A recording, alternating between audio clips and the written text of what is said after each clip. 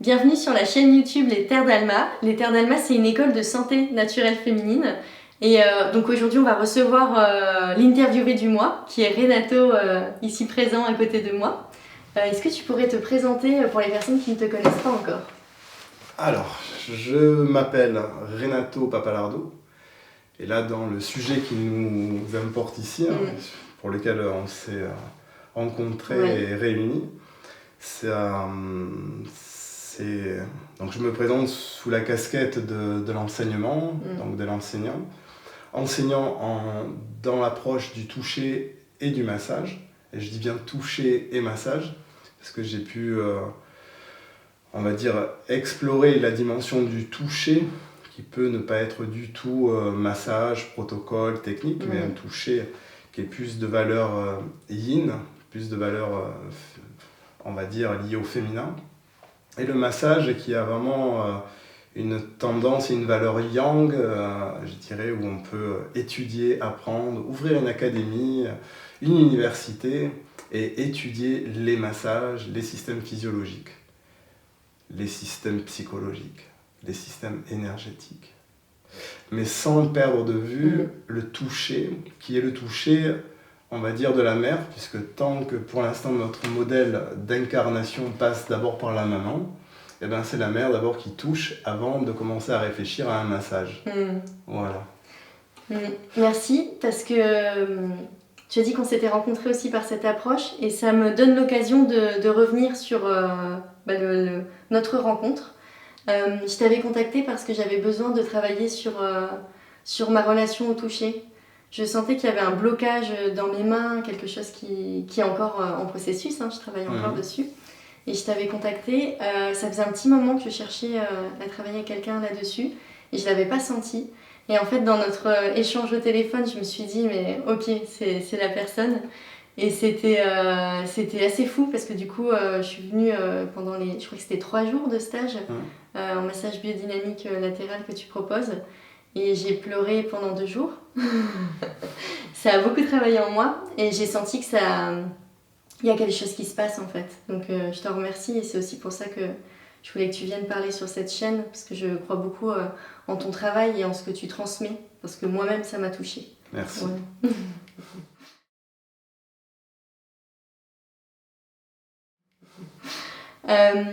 Et tu as commencé à parler du rapport au toucher. Quand je suis partie en Inde, j'ai vu qu'il y avait vraiment une relation au toucher particulière. Et les enfants, la famille, tout le monde se masse beaucoup. Alors que nous, en Occident, on a un peu mis de côté vraiment le toucher, mais toucher quoi. Ouais.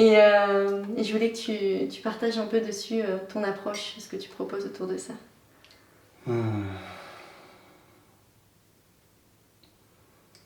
Alors,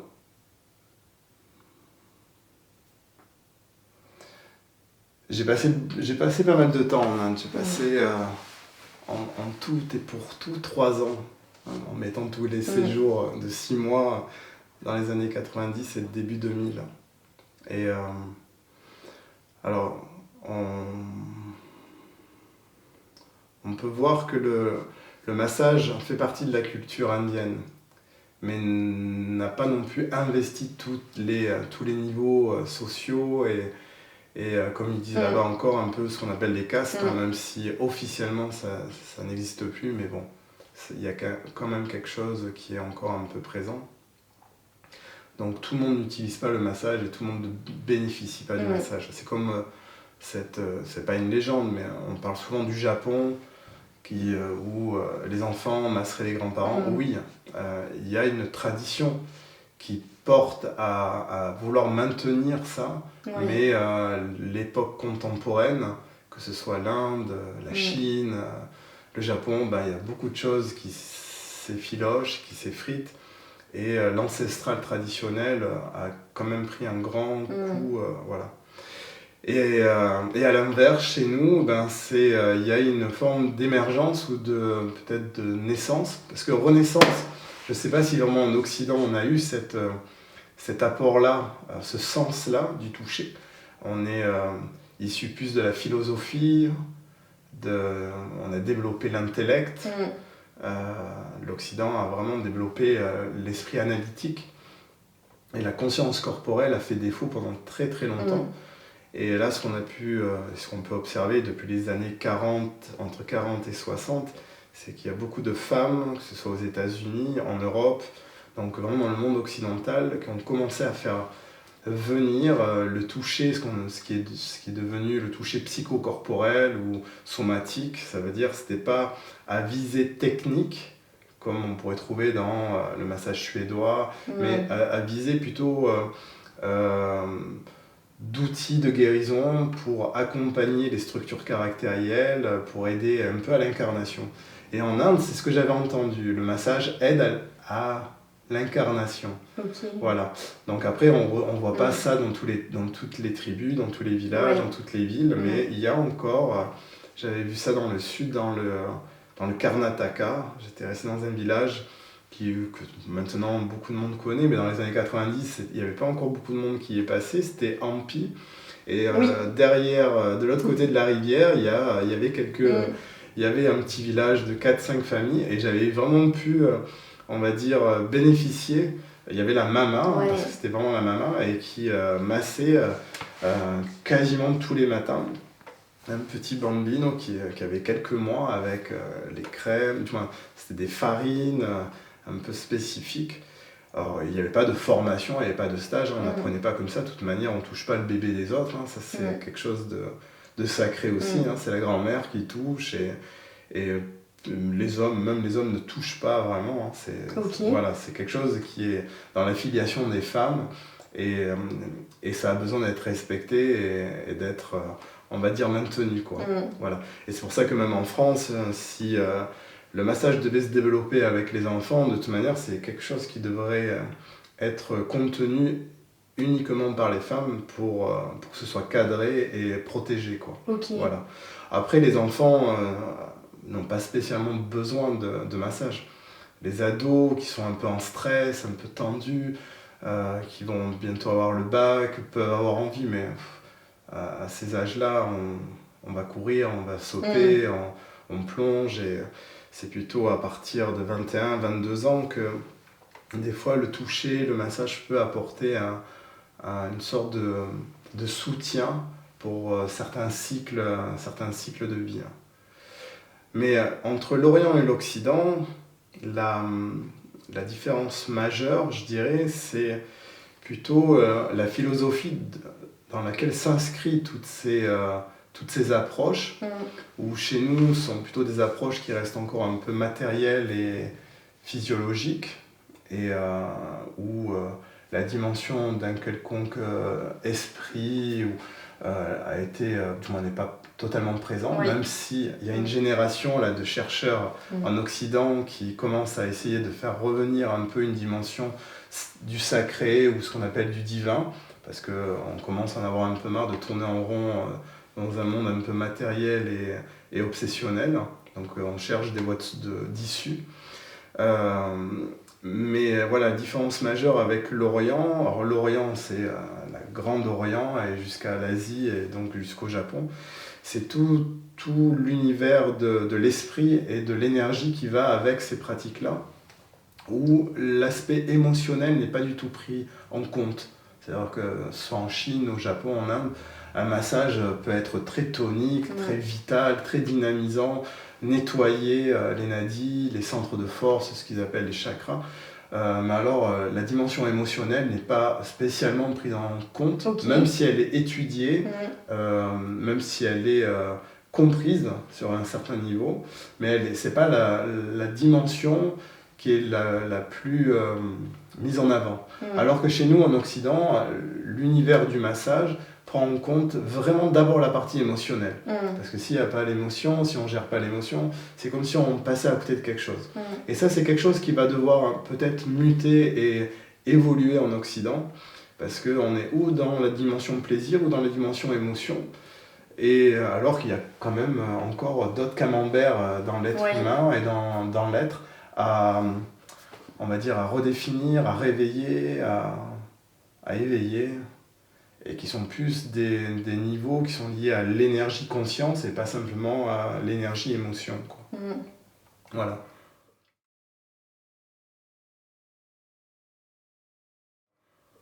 Je donne une petite précision pour ceux qui nous écoutent. Au niveau de l'énergie, il y a des personnes qui ressentent l'énergie et pour qui c'est clair. C'est un concept qu'on comprend ou qu'on essaye de comprendre. Et il y a des personnes qui se disent oui, mais l'énergie, je ne l'ai jamais ressentie à l'intérieur de mon corps, donc je ne sais même pas ce que c'est. C'est vrai que c'est pas quelque chose qu'on peut définir avec des mots, l'énergie, tant qu'on ne l'a pas vécu. Comme beaucoup de choses dans la vie, mais sur ce sujet-là, je pense encore plus. Et l'énergie, moi j'aime bien le définir de manière très simpliste, qui pourrait être critiquée d'ailleurs, mais très simpliste, comme quand on a un crush ou un béguin pour quelqu'un ou qu'on croise quelqu'un et là on sent qu'il y a une montée, bon, il y a les hormones qui jouent, mais il y a une montée comme ça et même on sent un peu que ça, comme si ça brûlait dans les mains en fait.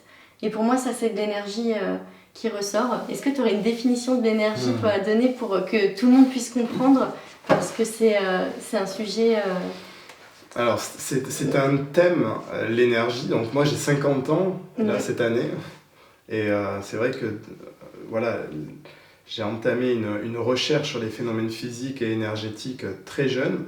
Et ensuite, embarqué par mes mentors, hein, des personnes bien réelles qui m'ont transmis, qui m'ont invité à faire des expériences. Parce qu'en fait, le but du jeu et la seule chose qu'on ne puisse pas nous donner sur cette terre, c'est l'expérience. Donc on peut parler donc, de conscience, d'énergie, de bien-être, de tous ces principes, de tous ces concepts, mais ça peut des fois rester au niveau intellectuel, c'est pas mal, ça donne un peu d'eau au moulin pour avoir envie de creuser et entamer une recherche. Souvent on entame une recherche par un passage un peu dans la douleur et dans la souffrance, hein, c'est souvent ce qui donne envie de commencer à bouger d'une conscience un peu statique, où tout est acquis et où nos repères sont bien positionnés dans l'espace autour de nous. Et suite à, on va dire, un petit choc ou un appel, hein, des fois c'est les deux, hein, il y a un choc et un appel, hop, on commence à entamer une recherche. Moi, cette recherche, elle m'a amené à... Alors, la définition, je ne vais pas rentrer là-dedans parce que définition, c'est le meilleur moyen pour créer encore une forme de dualité. Parce que dès que tu poses une définition, tu as quelqu'un derrière la caméra qui va dire « Ah non, c'est pas ça, c'est ça. » Oui. Merci. Et à la fois, tout peut être, on va dire, peut avoir une valeur réelle selon l'expérience que chacun en fait. Bon. Moi, j'aime bien donner une analogie, c'est... un véhicule, une voiture.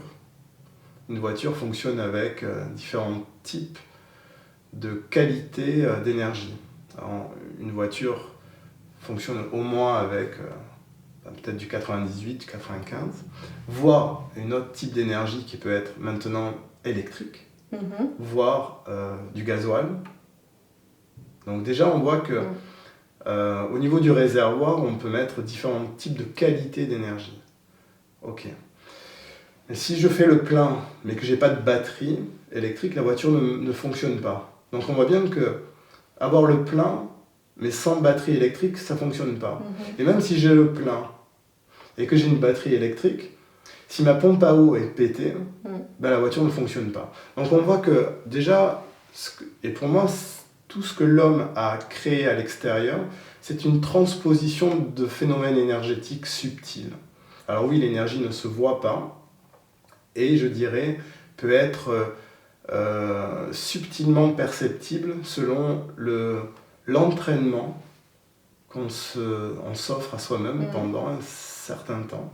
Certains sont touchés par la grâce, captent ces rayonnements, d'autres comme les personnes qui font des arts martiaux travaillent pendant des années à développer la perception et ont une perception ce qu'on appelle du chi. Ok, donc pour moi, voilà, il y a plusieurs niveaux vibratoires de matière qui sont liés à de la matière-énergie. Et qu'est-ce que c'est l'énergie ? C'est un matériau lourd, dense ou subtil, invisible, qui doit ou qui fait fonctionner un système. Donc, on entend beaucoup parler d'énergie à notre époque. Peut-être faudrait commencer à se pencher sur énergie pour quel système. Donc là, dans ce qui nous relie pour ce thème, c'est aussi quand une personne vient recevoir un soin, que ce soit un massage ou une approche liée aux thérapies énergétiques, c'est cette personne, de quoi a-t-elle besoin, sur quel segment corporel et de quel type d'énergie. Oui, je manque d'énergie. Oui, mais de quel type d'énergie manquez-vous? Souvent, on n'arrive pas à définir soi-même l'énergie ou on va dire notre besoin. Donc là, ça peut devenir compliqué et c'est pour ça que les thérapeutes ou les accompagnants, on ne va pas dire thérapeute, mais on peut dire accompagnants, parce que les accompagnants à l'heure actuelle se diversifient dans la façon d'être nommés. Mais un accompagnant doit avoir une lecture, on va dire, du plus dense au plus subtil pour voir de quoi la personne a besoin. Parce que souvent, de façon explicite, la personne va dire j'ai besoin ici parce qu'elle sent quelque chose, elle sent une tension. Donc la tension, on le sait, c'est une valeur yang, c'est-à-dire on sent, mais souvent, la plupart du temps, l'être humain fonctionne en système de compensation. Ça veut dire s'il a une tension quelque part, eh ben, il y a une absence ailleurs. Mais là où il y a absence, là où il y a vide, souvent on ne sait pas. Donc c'est difficile de définir son besoin parce que je ne sens pas.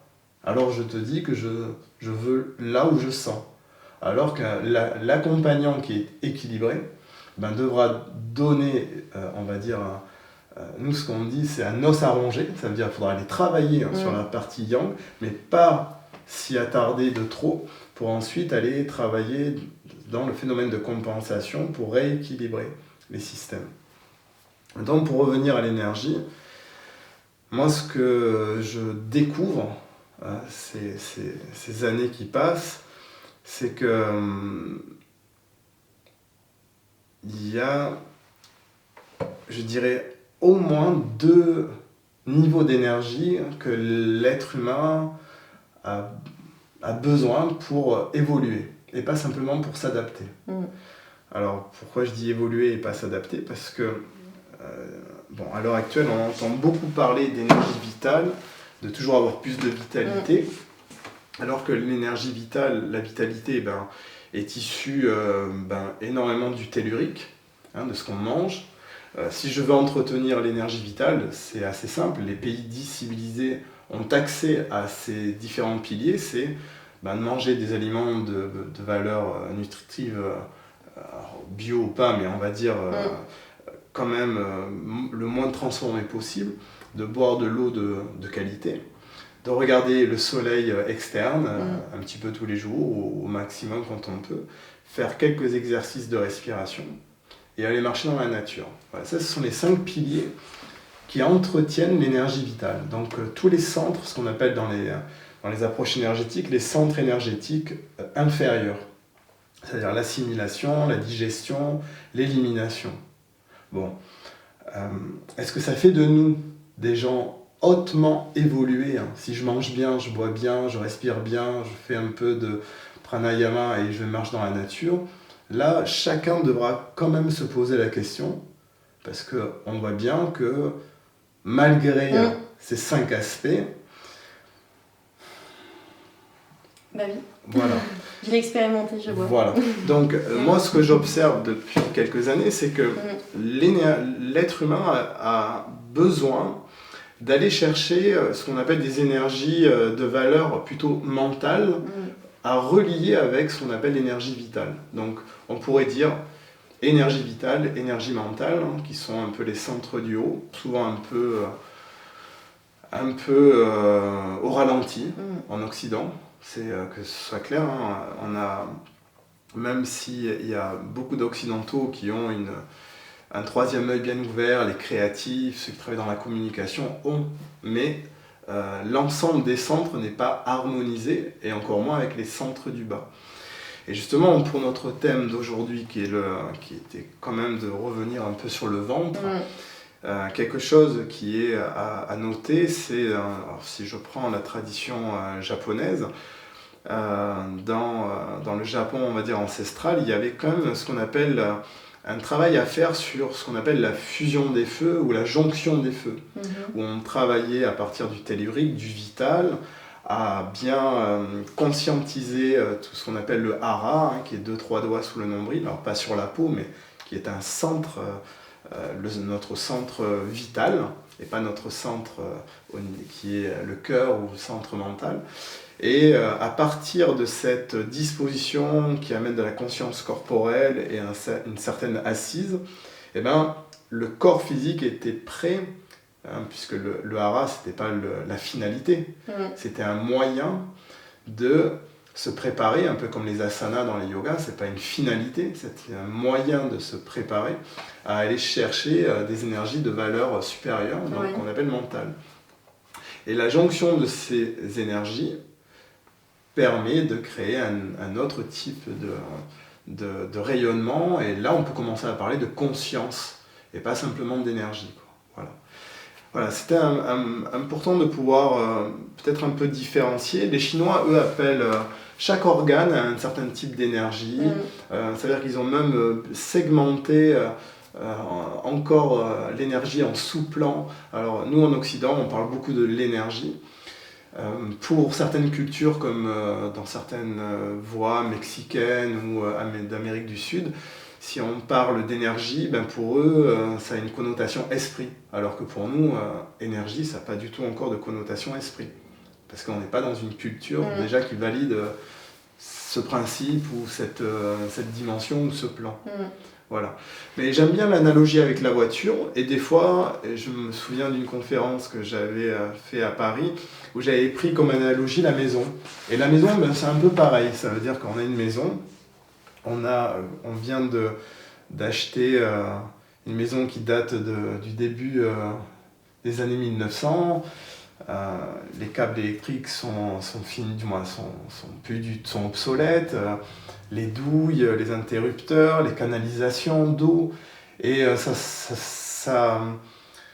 parler d'énergie, ça équivaudrait à aller se brancher chez EDF ou à la SOR pour l'eau et de mettre des gros forfaits sur des réseaux énergétiques, donc ce qu'on appelle des nadis, des méridiens, alors que tous ces réseaux n'ont pas été restructurés et redéfinis.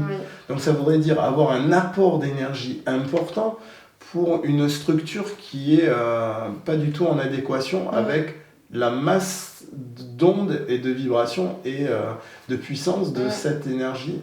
C'est complètement... Donc moi je pense qu'en Occident, on a besoin de repenser le terme énergie. Déjà dans les arts martiaux, quand on parle d'énergie, on sort d'un phénomène duel, on arrête de parler de polarité, mais on parle de trinité, où on apprend à absorber l'énergie, donc avoir une conscience du phénomène de captation, ensuite d'un phénomène de mise en circulation de l'énergie, et un phénomène de restitution. Donc déjà on sort de ce phénomène un peu polarisé, souvent un peu yin-yang, qui est super, parce que ça fait partie, c'est la base de l'énergie, yin-yang, mais on passe souvent assez rapidement sur la trinité. Voilà, capter, mettre en circulation et restituer. Voilà. Bon, c'est déjà bien, moi je trouve qu'en France et en Occident, on puisse commencer à parler d'énergie depuis une dizaine d'années, parce qu'il y a encore 15 ans, parler d'énergie, c'était ouvrir une porte un peu sur la critique, le jugement et bien plus. Là, à l'heure actuelle, et on le voit avec les approches de yoga et même d'arts martiaux taoïstes, japonais et vraiment d'Asie, où on peut parler d'énergie, même si on ne définit pas encore pleinement ce que c'est, qu'est-ce que ça fait fonctionner, le hara, le cœur, les fonctions du mental supérieur, voilà. Mais ce qu'on sait, c'est que l'être humain ne fonctionne pas uniquement avec de l'énergie vitale. L'énergie vitale est très connectée au niveau du ventre, donc le tube digestif, aux énergies primitives, à l'instinct et à tout ce qui est pulsionnel, donc bien sûr à l'hormone. Et heureusement que l'être humain ne fonctionne pas que sur l'hormone et de l'énergie vitale et du pulsionnel. Il a accès à des niveaux de conscience qui l'amènent à développer et à acquérir ce qu'on appelle la conscience intuitive. Et l'intuition et l'instinct, ce sont quand même des niveaux de l'être qui sont radicalement différents, même s'ils sont complémentaires.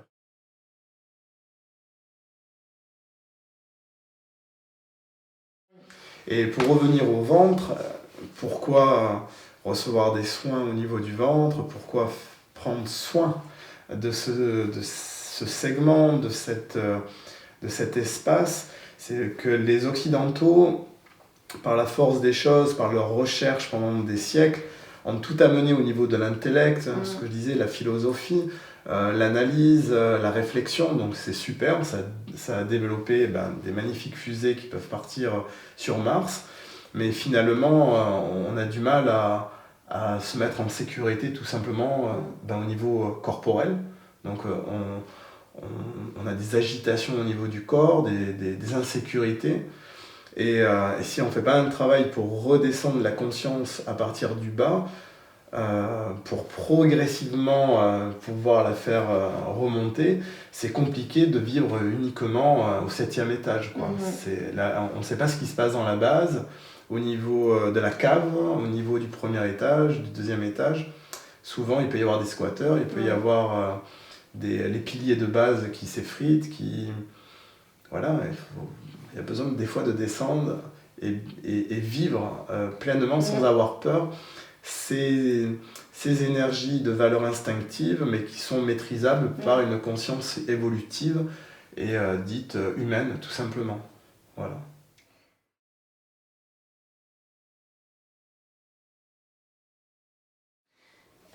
Je rebondis sur ce que tu viens de dire sur les squatteurs, parce que j'ai déjà entendu des femmes qui avaient la sensation d'être squattées dans leur ventre par rapport à des troubles féminins qu'on peut vivre.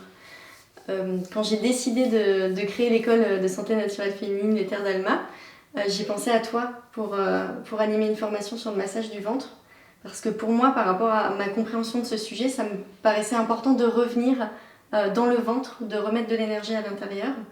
Je te disais tout à l'heure que la semaine dernière, j'étais en formation avec une personne et que j'ai proposé en fait de faire des massages du ventre avec un œuf à manger, mais on l'utilise pour se masser le ventre, et qu'il y a une personne qui s'est mise à pleurer et elle ne voulait pas qu'on lui touche le ventre parce qu'elle a une maladie dans son ventre et donc c'était devenu une zone un peu... j'ai utilisé l'expression no man's land, mais une zone où on ne peut pas aller en fait. Et ça, c'est sa réaction, je pense que ça a été une invitation d'autant plus à y aller. Après, elle a accepté d'affronter sa peur, elle y est allée et ça a été pour elle une grande libération. Donc c'était assez beau et moi, ça m'a encore plus rassurée sur le fait que c'est nécessaire de repasser par le toucher du ventre. Quand chez les femmes, il y a des troubles féminins et souvent les blessures, elles sont stockées ici. Et je voulais avoir ton avis sur la symbolique du ventre, sur ce qu'il se passe, pourquoi j'ai l'impression qu'aujourd'hui, c'est aussi mon sujet, mais qu'il y a autant de choses qui sont stockées ici.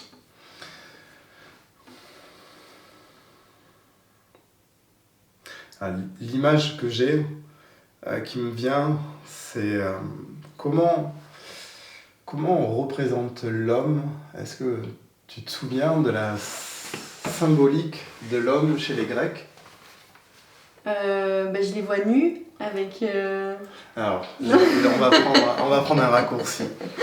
Quand on voit l'homme, on voit l'homme avec la Terre, la planète, c'est l'Atlas, et il la porte au niveau de la 7e, au niveau de la nuque. Okay. Alors dans les approches psychocorporelles, la structure sur laquelle ça pèse ici, elle a un nom, c'est la structure caractérielle masochiste. Alors c'est pas masochiste en termes de comportement au niveau de la sexualité, ça n'a rien à voir, c'est comment un individu peut supporter.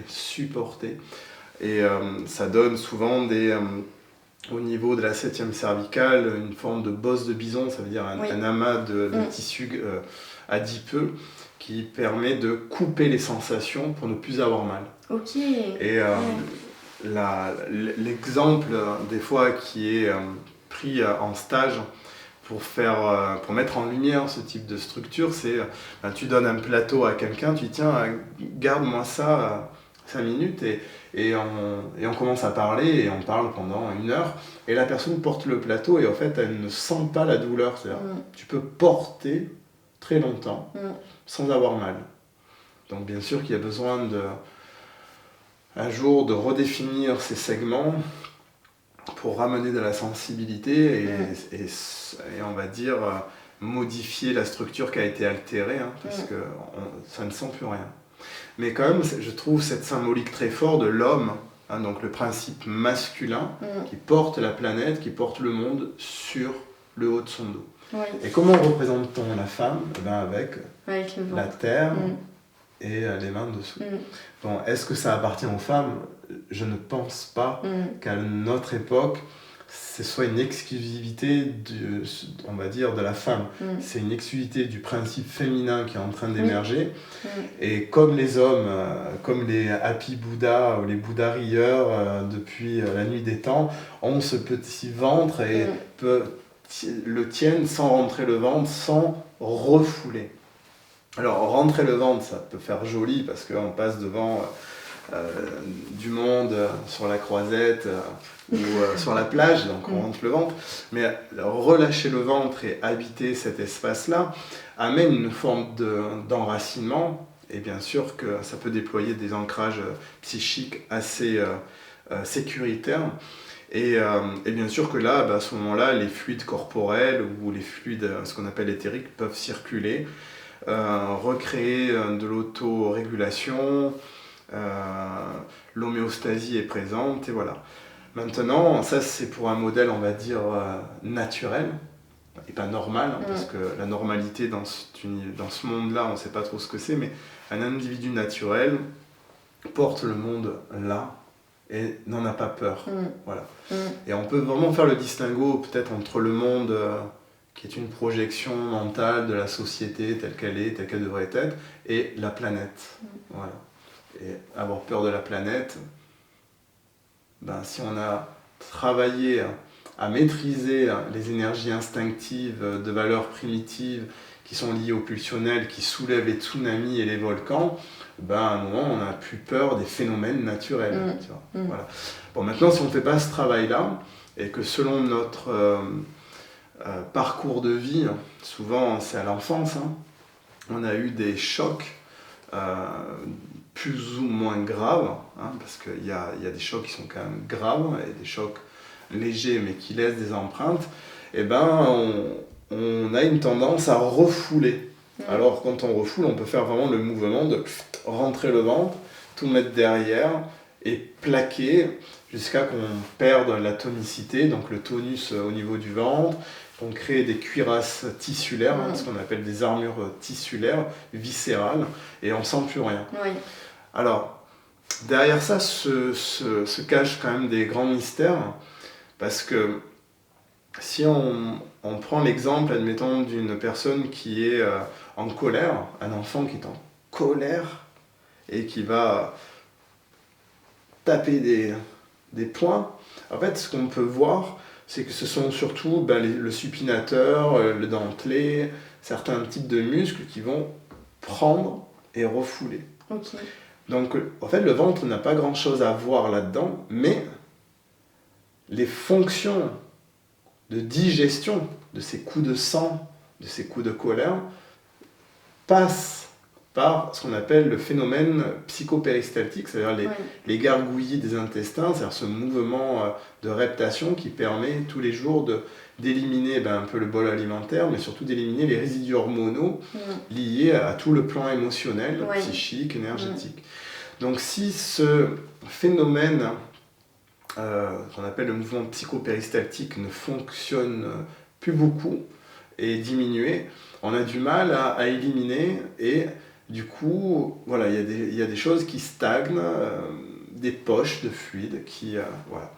Ok, un jour, on va recevoir un soin, mais ça peut être massage, de la danse, on met en tension, en conscience un segment corporel, et là, on peut vivre une décharge émotionnelle, comme on peut vivre aussi une décharge végétative.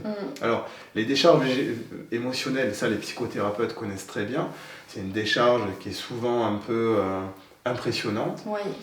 On peut être à la recherche de ce phénomène ou de ce mouvement pendant un certain temps avec un client, mais au bout d'un moment, c'est bien d'arrêter ce phénomène de décharge émotionnelle, plutôt pour inviter la personne à avoir une décharge neurovégétative, où là, le mouvement psychopéristatique va pouvoir faire son travail d'éliminer ce qu'on appelle les mémoires aussi cellulaires, Ouais. les résidus liés à des traumas et à des chocs.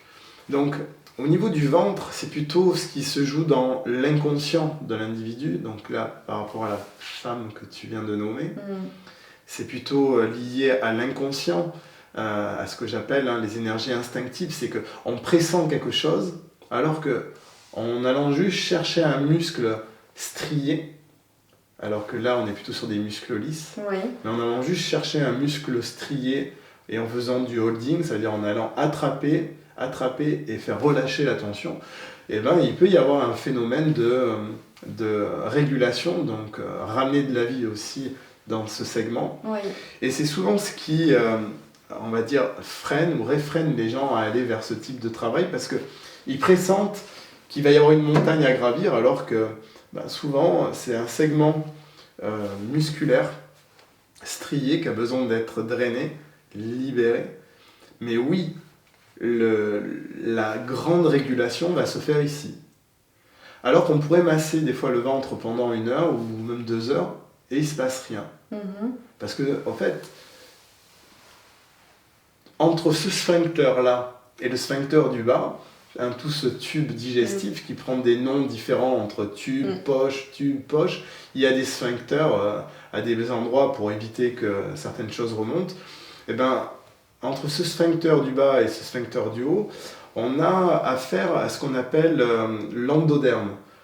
Quand l'embryon se crée, il a trois couches, 3 cellules, qui est l'endoderme, le mésoderme qui va faire les muscles, et l'ectoderme, la peau, le système nerveux.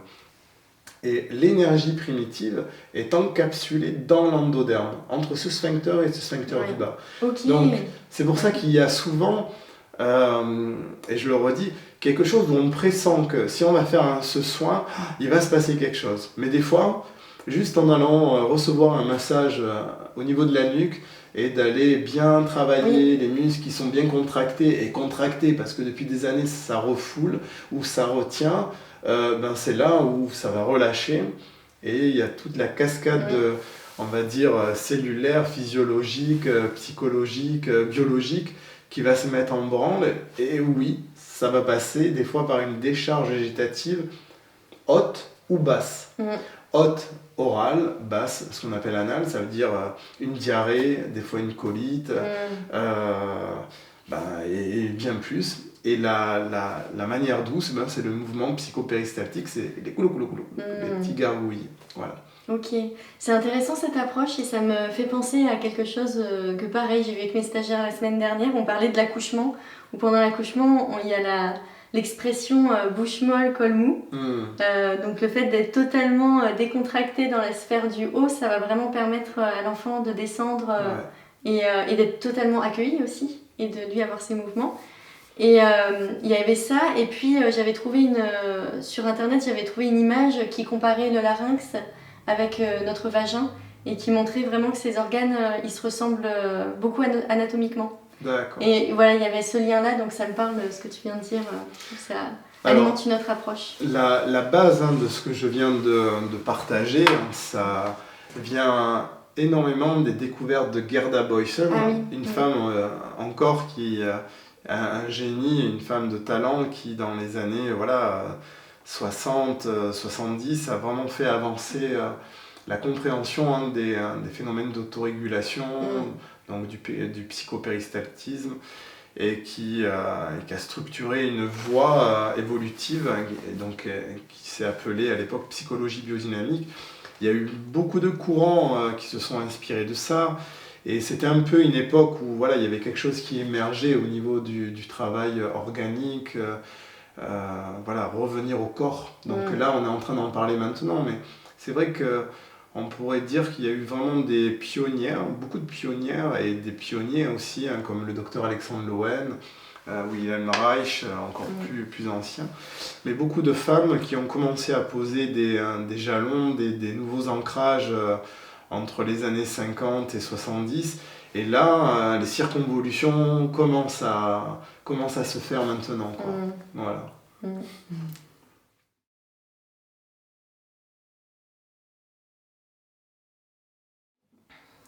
Lorsque je suis venue au stage avec toi, tu as évoqué, donc c'était pour le massage biodynamique latéral, et tu disais de revenir dans l'énergie de la déesse mère, mais avec force, et pas forcément que avec douceur, vraiment qu'il y avait un équilibre à trouver, et tu as commencé à nous parler des polarités yin et yang.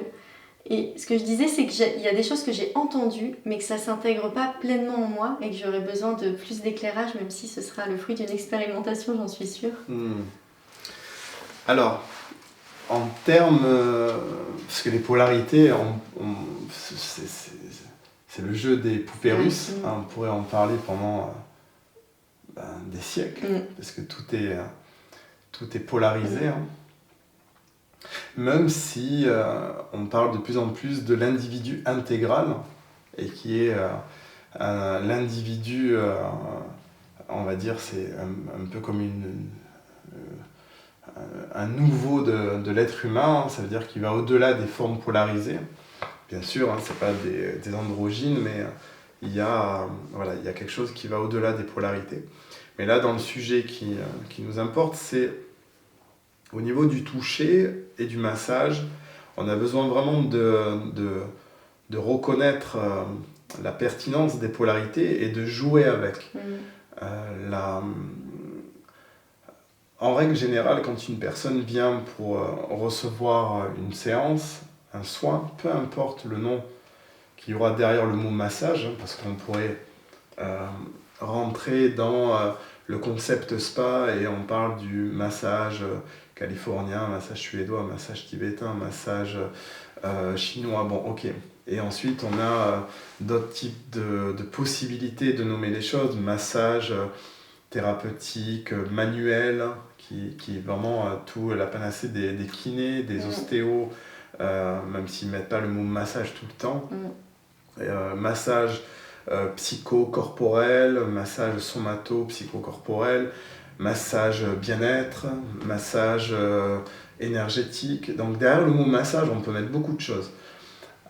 Pour avoir depuis quasiment maintenant une trentaine d'années parcouru des traditions, des voies contemporaines, des traditions ancestrales, je peux voir que tout se rejoint. C'est un peu le phénomène de la pyramide. Tu montes au nord, je monte au sud. On a chacun nos spécificités par rapport à la direction, à la géographie planétaire, mais au fur et à mesure on monte et il faudra que tu apprennes à lire le corps et donc les enveloppes et à pouvoir travailler, je dirais, du niveau le plus océanique profond au niveau le plus vital, superficiel. Et il n'y en a aucun qui est mieux que l'autre. Mais déjà, là, on parle de polarité. Et donc, dans les polarités liées au massage, une qui est, on va dire, majeure et essentielle à vite acquérir, c'est la polarité, on va dire, yin ferme. Parce que des fois, dans le yin, on croit que le féminin est mou. Et ça, je ne sais pas d'où véhicule, pourquoi est véhiculée cette image, mais ou peut-être que ça arrange bien le yang ou le masculin de croire que le féminin est mou. Mais en fait, la mère, quand elle porte son enfant, il y a quelque chose de contenant et quelque chose de ferme. Ça veut dire que l'enfant est en sécurité. On peut voir ce phénomène dans un moment de crise, c'est quand tu as un enfant, s'il court et qu'il se blesse, le réflexe à avoir, c'est le cœur est en train de battre fort, ce que la mère fait de façon innée, ou alors il faut des fois le redire, mais la mère prend l'enfant contre elle et elle amène sa main au niveau du cœur, de son cœur, pour calmer. Voilà. Et ensuite, on essaiera de comprendre pourquoi tu es tombé. Alors que le père, il aurait plutôt dire pourquoi tu es tombé. On essaie de comprendre alors que le petit, il est comme ça. Voilà. Donc, et cette main, elle est contenante et ferme. Voilà. Il y a besoin de ça. Et bien sûr que le père a un autre type de toucher, et un autre type et une autre qualité dans ce monde des polarités. Mais dans le soin, en fait, on est toujours en train de passer d'une polarité à l'autre pour créer un équilibre, puisque le tout est plus important que la somme des parties. Donc on passe par les parties, yin, yang, ferme, léger, fin, précis, global. Mais c'est le tout qui sera toujours plus important.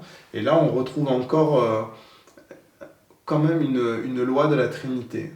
Ça veut dire que en reliant ce qu'on appelle le yin et le yang, le vide et le plein, ce qu'au Japon on nomme le kyo et le jitsu, eh ben, on crée un équilibre. Voilà. Et cet équilibre, il est ni yin ni yang. Voilà.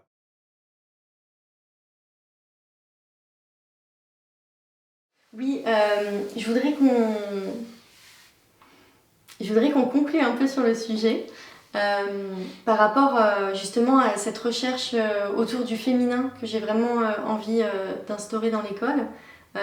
Dans cette école, il n'y a pas que des intervenants qui sont des femmes. Parce que pour moi, le féminin, c'est un sujet global. Et donc, que ça passe par un homme ou une femme, qu'importe en quelque sorte, c'est vraiment l'avènement du féminin en lui-même.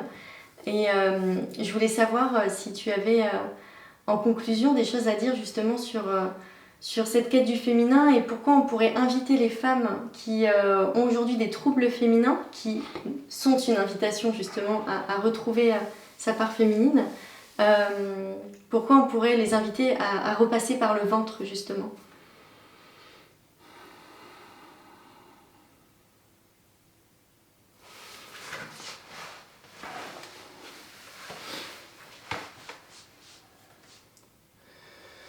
Il y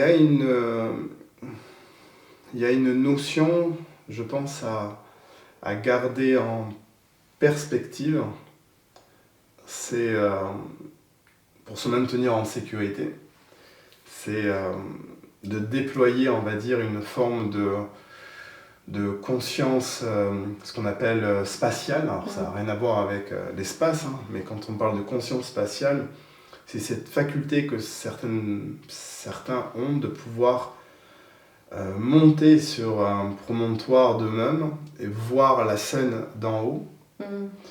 Et donc bien sûr que c'est lié à l'intuition et de mieux pouvoir se diriger. Là, on pourrait dire que l'intuition est une forme de perception sur notre propre avenir. Après, c'est est-ce que je fais le choix ou pas. Et ce qui est intéressant, c'est d'avoir donc cette capacité à pouvoir monter, voir.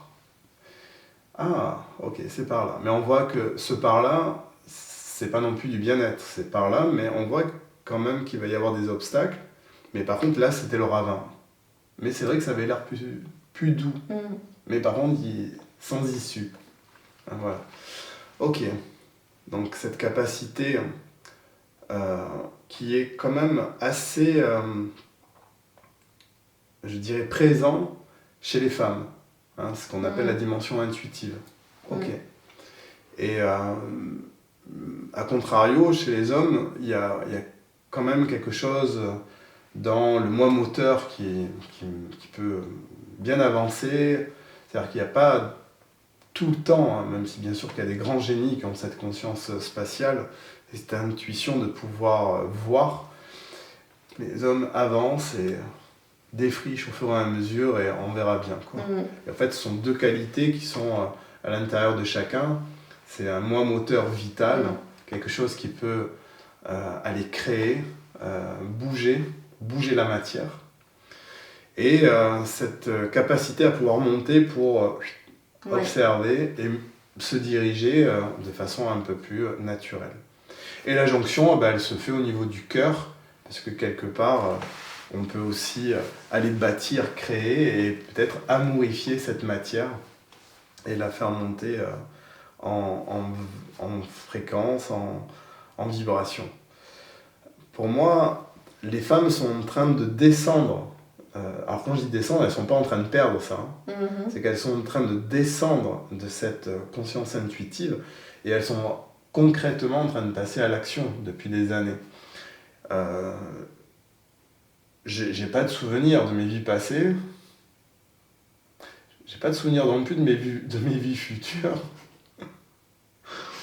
Même si je pressens que passé et futur peuvent être accessibles. Mais j'ai quand même l'impression que c'est une drôle d'époque pour le principe féminin et pour les femmes. Parce que descendre de cette conscience intuitive où tu sais, mais où tu es obligé de te taire parce qu'il n'y a pas l'écoute du masculin, l'écoute du yang pour pouvoir, on va dire, co-créer, ça reste compliqué.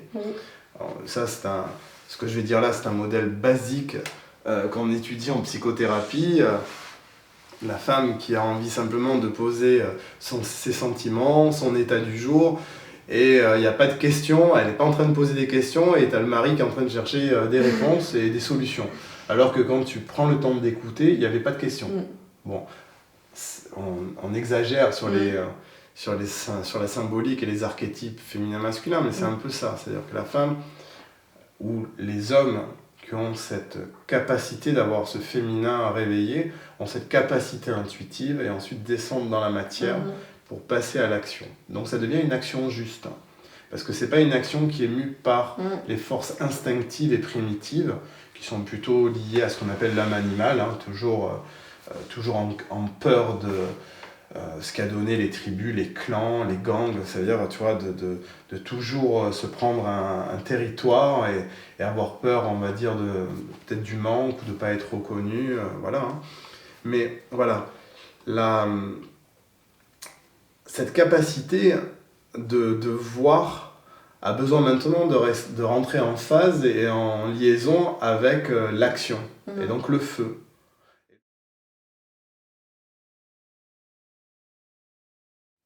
Je voulais revenir sur un sujet, parce que quand je t'ai proposé de rejoindre l'école pour être intervenant, pour la formation sur le massage du ventre, on était ensemble au téléphone et tu m'as dit mais ça tombe bien parce que justement je suis en train d'écrire un livre sur le féminin et j'aurais aimé savoir si tu as envie de partager dessus et de dire ce qui t'a motivé, ce qui t'a donné de l'élan à mettre ton énergie dans l'écriture d'un livre sur le féminin.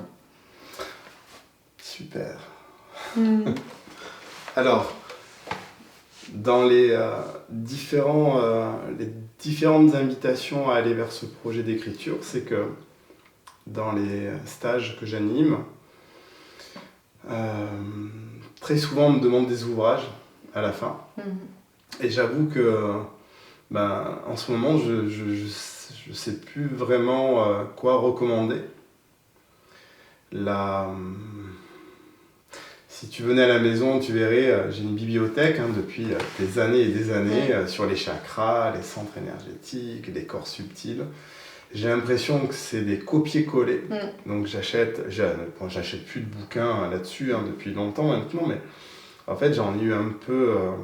j'ai trouvé ça dommage, parce que voilà, on fait des copier-coller. Tu ouvres le livre en 2 dimensions, on te parle de chakras, rouge, forme géométrique, les qualités, tout. Tu fermes le livre et t'en sais pas plus. En parcourant et par l'expérience que j'en récupère depuis des années pour faire un travail avec un monsieur qui s'appelle Patrick Pétavy et où je suis dans une filiation d'un enseignement qui est venu d'un monsieur qui s'appelle Alexandre Romé, où on travaille vraiment sur les phénomènes énergétiques, avec une dimension, on va dire, spirituelle. Donc il y a quelque chose qui avant était du domaine de la croyance pour moi, c'est-à-dire que je vois bien comment j'ai fonctionné, il y avait des choses qui m'arrangeaient dans une forme de savoir, voilà, et qui progressivement par l'expérience interne, en lien avec des mondes, des plans, colle plus du tout ou colle pas vraiment avec ce que je lis dans les livres en 2 dimensions. Pour moi, maintenant quand on me parle de chakra, je vois plus un rayon. Quand on me parle de chakra, je vois plus une dimension et un plan de conscience à découvrir et à je dirais, à visiter. Et pas simplement à dire que le chakra numéro 4, j'arrive plus à adhérer à cette forme de savoir. Ça ne colle pas et ça ne colle plus avec ma réalité. Donc c'est simplement écrire pour témoigner de ma perception à travers ces plans que je côtoie, que je cherche, que j'expérimente depuis des années. Et à force d'expérimenter, hein, on peut voir qu'il y a l'attrait qu'on peut avoir pour une matière. À un moment, on dirait que c'est cette matière qui nous attire. Un peu comme, je dirais, un ébéniste d'art qui travaille le bois, pour qui c'est la vocation, hein, d'être là-dedans. À un moment, je pense qu'il est pris par cette matière. C'est lui d'abord qui va vers l'élément, mais à un moment, c'est l'élément qui l'initie et qui lui apprend. Et là, à l'heure actuelle, les bouquins que je trouve, il y a eu quelques ouvrages, mais beaucoup plus écrits en anglais, parce qu'en français, j'ai pas trouvé grand-chose. Et là, oui, j'ai plutôt envie de poser ma vision. Alors ma vision, c'est pompeux, mais ma perception. Parce que pour moi, on est qu'au balbutiement. Tu vois, on est en 2020. Et pour moi, on est qu'au balbutiement des applications, on va dire, humaines, sociales, thérapeutiques, spirituelles, de ces mondes d'énergie et de ces plans de conscience. Et cette science-là des méridiens, des chakras, moi, j'ai étudié le shiatsu pendant des années quand j'ai démarré à 20 ans avec Nadine Daniel, hein, qui est connue à Avignon. Et j'ai fait du Douyin, du shiatsu, j'aimais bien étudier les méridiens et tout, mais tu vois, je faisais ce qu'on me disait. Et pour moi, le travail sur l'énergie, et sur ces plans de conscience, c'est pas de rester sur un centre, c'est d'aller visiter. Tu vois, je parlais d'analogie tout à l'heure au niveau de la voiture, mais pour moi, tu vois, si on parle des 7 centres de force, hein, ce qu'on appelle les chakras de façon un peu classique, hein, dans la vision indienne ou tibétaine, pour moi, ce serait comme si on avait hérité d'une demeure avec 7 pièces. Voilà, tu vois, un salon, une chambre à coucher, le garage, la cuisine, les toilettes, la salle de bain. Et en fait, c'est comme si on vivait toujours dans la même pièce. Et on fait de cette pièce la totale réalité. Alors que le but du jeu, c'est d'aller habiter toutes ces pièces. Parce que chacune a vocation et qualité et potentiel inhérente à son monde de forme, à sa fonction. Hein, parce que si tu n'as pas de toilette dans une maison, ça devient un peu galère, quoi. Tu vois, donc en fait, il n'y a pas mieux, pire, voilà. Une cave, un grenier, l'inconscient, des plans qui nous relient à des mondes un peu plus subtils. Et dans l'écriture, c'est ce que j'ai envie de partager, voilà. Comment maintenant je commence à percevoir cette architecture, on dira subtile et dense de l'être humain. Voilà. Et bien sûr que tout ça est en lien avec le féminin. Tu vois, on est à étudier la matière qui est dans l'univers représente 10% pour 90% d'antimatière. Donc 90% d'antimatière pour 10% de matière. Donc ces 90%, moi je trouve que quand même, si on tend l'oreille, ça envoie de l'information et un écho. Et l'antimatière, pour moi, c'est l'invisible, c'est quand même quelque chose qui a une note invisible. Encore, on y revient au féminin. C'est ça un peu l'aspect yin-yang. Hein. Le yang, il se voit, le yin, il se voit pas. Tu vois. Et il y a quelque chose qui pousse à tous les niveaux. On le voit bien, qu'il y a quelque chose qui pousse à tous les niveaux pour ne plus craindre hein, de ces mondes liés au féminin. Et pour moi, le féminin, c'est pas les sorcières non plus, hein, parce qu'on entend beaucoup de choses autour des sorcières.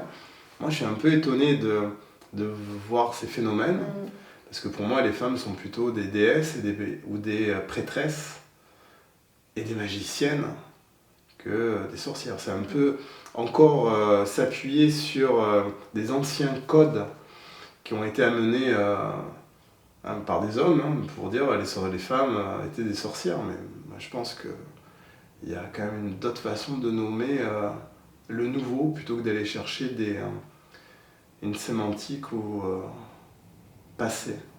Voilà. Et pour moi, pas mon modèle, parce que j'ai pas de modèle, mais ma vision, elle est plus liée aux prêtresses, ce qu'on appelait les prêtresses solaires, et qui n'étaient pas juste l'Égypte. Toutes les civilisations solaires ont eu des femmes qui étaient des initiées, tout simplement. Alors après, le mot initié, souvent, certains, ça leur fait un peu bizarre. Si tu utilises le mot solaire, c'est étrange, mais bon... Pourtant, tout le monde se régale à partir à la plage l'été et se mettre au soleil. Donc il faudrait savoir.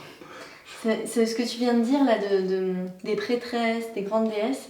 Ça me fait penser à la précédente interview. C'est une personne qui est venue qui travaille sur le rapport des femmes avec l'argent.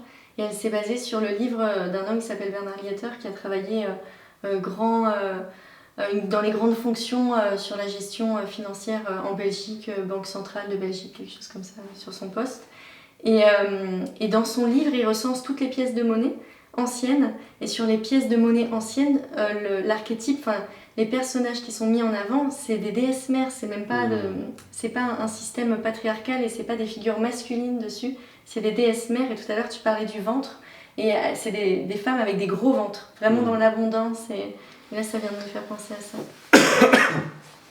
Mais en fait, moi, j'ai rien contre le phénomène et le principe de sorcière. Je dis juste que je pense que le principe féminin qui tend vers l'inconnu et qui doit peut-être, je dirais, guider cette société, cette humanité, peut aller chercher de l'inconnu et du nouveau. Ouais. Mais je pense que de toute manière, on vit tous des processus rapides de phénomènes passés. C'est pour ça que on entend parler des sorcières, tout, mais je pense que tout ça, c'est des phénomènes qui se répètent, qui ont besoin un peu comme d'être revécus et bouclés. Et revécus et bouclés. Jusqu'à qu'on arrive à un modèle inconnu, nouveau. Parce que là, on voit bien qu'il y a plein de gens dans les milieux alternatifs ou une pensée un peu nouvelle beaucoup de monde cherche à avoir une vision nouvelle, mais c'est comme si la vision était obstruée. Ça veut dire que malgré les grands, que ce soit les hommes ou les femmes qui ont des dimensions intuitives phénoménales, c'est comme s'il y avait quelque chose qui était bouché sur le devenir de tous, parce qu'on voit bien qu'on arrive à un endroit un peu, un no-my-land, que ce soit sociétal, politique, communautaire, religieux. Il y a des extrêmes qui poussent dans tous les sens. Tu vois, la nature qui exprime quand même des mouvements à ne pas prendre à la légère. Mais c'est comme s'il y avait quelque chose d'inconnu qui nous attend. Et ça, pour moi, c'est quand même quelque chose qui est lié à l'invisible. Et est-ce qu'on a peur d'aller vers cet inconnu ou est-ce qu'on a la foi? Et pour moi, c'est ça aussi. Est-ce qu'on y va avec de l'énergie vitale, avec tout ce que ça engendre, ou est-ce qu'on y va avec une perspective de conscience un petit peu plus haute? Est-ce qu'on se base que sur des modèles passés, donc bientôt on va revivre dans les grottes et dans des cabanes en bois, ou est-ce qu'on peut créer une civilisation nouvelle, hors de tout connu? En fait, on ne sait pas. Mais j'avais, en 98, j'étais resté dans un monastère tibétain, le Deep Sechokling Monastery à MacLeod Gange, plus haut que Dharamsala. Et j'étais resté dans un monastère, c'était que des jeunes moines. Et le Rinpoche qui était là, qui nous avait donné des enseignements, il nous avait plutôt partagé son expérience. Il nous avait dit, on vit à la dimension de nos perceptions. Et c'était en 98 que j'ai reçu ça. Et depuis 98, donc ça fait 22 ans, que on vit à la dimension de nos perceptions. Et bien, il n'y a que une paire d'années que j'ai pu vraiment goûter cette lucarne qui m'avait, on va dire, offert. On vit à la dimension de nos perceptions. Donc si nos perceptions, elles sont ancrées dans le passé, on vit à la dimension de nos perceptions. Si nos perceptions, elles sont... on les invite à aller s'ouvrir à l'inconnu, on ne sait pas trop. J'ai un de mes profs, moi, qui me disait le bien est parfait, le mal est imparfait. Alors, tu sers qui Bah oui, c'est qu'une question de perception, en plus, le bien et le mal. C'était la question qui avait été posée au Dalai Lama. Alors moi, je ne suis pas bouddhiste, je suis rien du tout. Je suis un chercheur qui pose délicatement son pied, tu vois, sur cette terre. Mais j'avais bien aimé la réponse que le Dalai Lama avait fait à ce monsieur. Sa sainteté, tous les maîtres, les grands sages disent que l'univers, Dieu ou la supranature, c'est amour, béatitude. Mais finalement, quand même, quand on regarde le monde, il n'arrive que des catastrophes. On voit que c'est quand même un gros merdier. Et le Dalai Lama avait répondu, c'est un peu les 10% de matière et d'antimatière, parce que je fais le lien là. Il avait répondu, dans l'univers, il y a 10% de force négative et 90% de force de lumière. Les 90% de force de lumière, elles sont lumière. Mais les 10% de force négative, elles, travaillent d'arrache-pied sans cesse pour essayer de gratter et mais en fait, il reste 10%. Donc en fait, c'est ces 10%-là qu'on voit tout le temps en train de s'agiter. Et quand j'avais lu ça, donc les 90% de lumière, ils savent qu'ils sont lumière, ils restent tranquilles.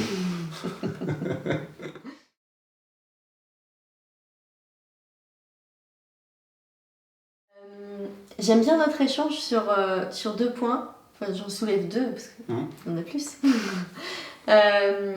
Le premier, c'est que déjà, quand tu as parlé de ton livre, tu as dit que tu partais beaucoup de ton expérience de vie, du terrain. Et ça me plaît. Quand tu disais que dans les livres, on trouve des copier-coller, c'est vrai que moi, je suis de plus en plus déçue par les livres que je lis parce qu'il n'y a rien de nouveau. Et ça amène à quoi de partir de cette expérience terrain? Ça amène à ce que quand je lis quelque chose ou que j'échange avec toi et que là je t'écoute, moi ça bouscule mes schémas de pensée.